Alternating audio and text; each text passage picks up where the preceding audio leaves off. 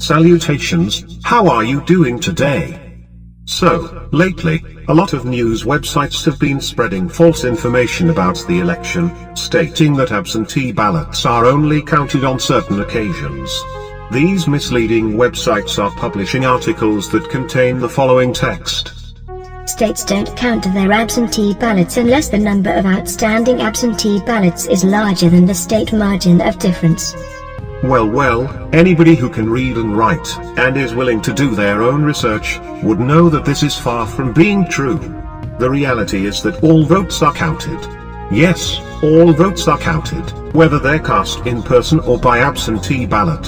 It is a common misconception that absentee ballots are only counted during very tight races. I have a link to the proof in the descriptions. You thought the nice, precious and holy conservative news media couldn't be spreading false election news, didn't you? Alert, alert. I repeat, alert. All votes are counted, whether they are absentee ballots or not. Every vote matters. Only after the votes are fully counted and certified, can we truly know the total number of electoral college votes that will be assigned for each candidate. On December, the electors will finally cast their votes. Then, on January, their votes will be made official. Only after all this, will the election be officially over. Remember, a lot of millennials and overseas students vote using absentee ballots. How interesting. I wonder who they are most likely to vote for. Who do you think would that be? Does it really matter? I do not support Hillary Clinton, and I do not support Donald Trump. I know, in fact, that both candidates are puppets, very much like all the presidents. The real endgame here is total control.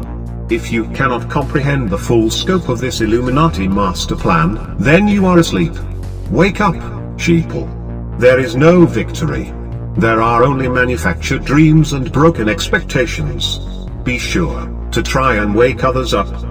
The election is not over yet, and the entire world should know it.